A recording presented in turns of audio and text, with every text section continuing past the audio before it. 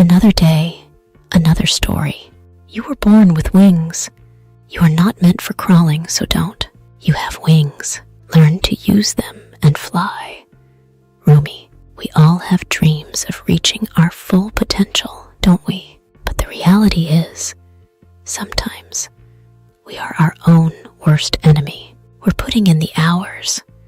We're grinding and hustling, but it seems like we're stuck in a rut. Sound familiar? Welcome back to Knowledge and Human with 8100 Days, challenge for behavior modification and learning about our own self. Could it be that some of your own behaviors are holding you back? Do subscribe this channel for more interesting videos. You might be surprised to learn that some seemingly innocent habits might actually be sabotaging your success. Today, I'll expose 8 behaviors that you need to say goodbye to if you truly want to reach your full potential.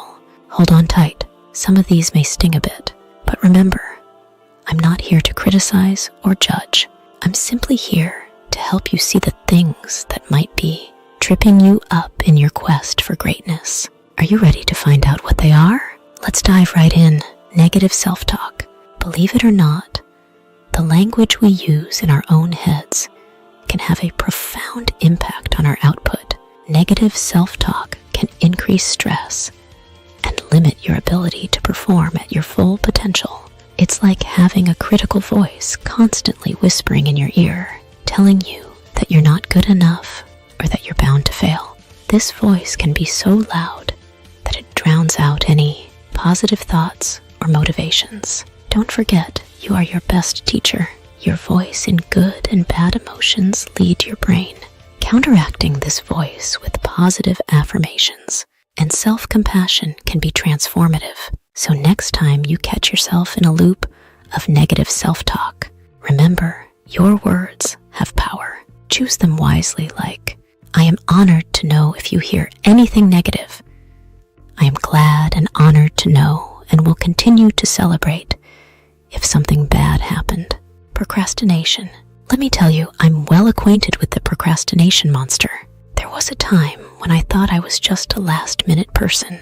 I'd always wait until the 11th hour to start my projects, convincing myself that I worked best under pressure. The truth? I was avoiding facing the task head-on. It wasn't until I started breaking my tasks down into manageable chunks and setting specific deadlines for each that I saw a drastic shift in my productivity. Bottom of form. Procrastination can be a hard habit to break, but once you do, you'll be amazed at what you can achieve. Perfectionism. Now this one's a tricky beast. On the surface, striving for perfection might seem like a positive trait. Who wouldn't want to produce the best work possible, right? But let me share something with you. There was a project at work where I kept tweaking and adjusting my presentation, determined to make it perfect. The result? I missed the deadline. My quest for perfection actually hindered my performance. Perfectionism can lead to paralysis and hinder your progress. Sometimes, it's more important to get the job done and learn from your mistakes along the way. Fear of failure. This is one that tugs at the heartstrings. It's a universal experience, the fear of failing. It can be paralyzing, keeping us from taking risks and stepping out of our comfort zones. But here's what I want you to remember. Failure is not the end of the journey. It's a stepping stone, a lesson learned, a necessary part of growth. Every time we fall, we get a chance to rise stronger and smarter. Embrace failure as part of your path to success. It's okay to fall, as long as you get back up and keep moving forward. Compare yourself. You are your hero. I'll be the first to admit, I've fallen into this trap before. Browsing through social media, seeing my colleagues' achievements, I'd often find myself feeling inadequate. It's so easy to get caught up in comparing our behind the scenes with others' highlight reels. But here's what I learned. Each one of us is on a unique journey with different starting points, pace, and destinations. Comparing my chapter 2 to someone else's chapter 10 was not only unfair, but also unproductive. Instead of looking sideways, I started focusing on my own growth and progress. Trust me, it makes a world of difference. Remember, your journey is your own, no one else's. Resisting change. Change can be scary, can't it? It's like stepping into the unknown, and our natural instinct is often to resist it. But here's the thing, growth and change go hand in hand. They're two sides of the same coin.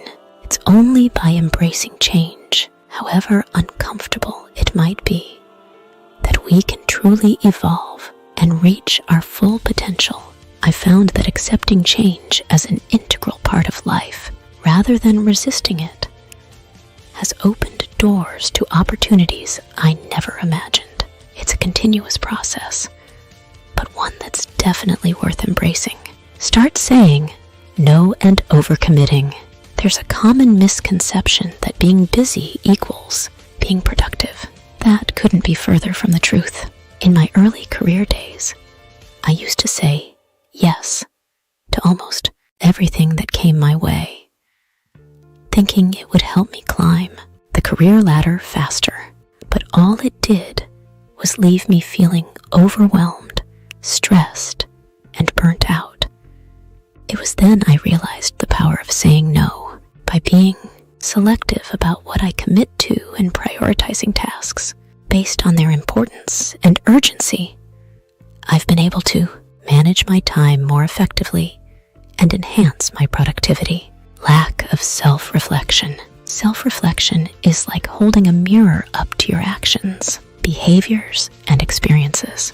It's an essential practice that often gets overlooked in the hustle of daily life. I too was once caught up in the whirlwind of continuous doing, barely pausing to catch my breath. But I began to notice a pattern. The more I skipped self-reflection, the more I found myself making the same mistakes, falling into the same old patterns. It was a hard pill to swallow when I realized that my lack of self-reflection was keeping me from learning, growing, and evolving. Now, I make it a point to set aside time for self-reflection at the end of each day and after every project or major task. It's become a sacred ritual that helps me stay aligned with my goals, acknowledge my achievements, and learn from my missteps. Self-reflection can be a game changer. It allows you to understand your strengths, recognize areas for improvement, and devise strategies to work towards your full potential. The key is to approach it with an open mind and a willing heart. Trust me, the insights you'll gain are well worth the effort. Criticism or escape from reality. Criticism, especially constructive criticism, can be a little tough to swallow. It's like being told that there's room for improvement, which, let's face it, nobody likes hearing. However, avoiding feedback is like opting to navigate through a storm with a blindfold on. In my early days, I used to shy away from feedback, interpreting it as a sign of failure or inadequacy. But over time, I learned that feedback is a goldmine of insight.